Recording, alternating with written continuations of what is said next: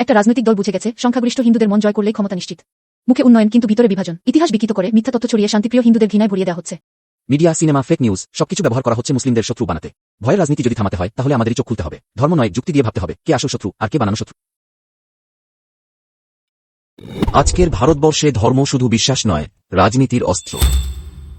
একটা রাজনৈতিক দল বুঝে গেছে সংখ্যাগরিষ্ঠ হিন্দুদের মন জয় করলেই ক্ষমতা নিশ্চিত, কিন্তু সেটা করতে গিয়ে তারা মুসলিমদের বিরুদ্ধে ঘৃণার গল্প বানিয়ে চলেছে। মিডিয়া, সিনেমা, ফেক নিউজ সবকিছু ব্যবহার করা হচ্ছে মুসলিমদের শত্রু বানাতে, যেন তারা হিন্দুদের দুশ্মন, অথচ বাস্তবটা ঠিক উল্টো। মুখে উন্নয়ন কিন্তু ভিতরে বিভাজন, ইতিহাস বিকৃত করে মিথ্যা তথ্য ছড়িয়ে শান্তিপ্রিয় হিন্দুদের ঘৃণায় ভরিয়ে দেওয়া হচ্ছে।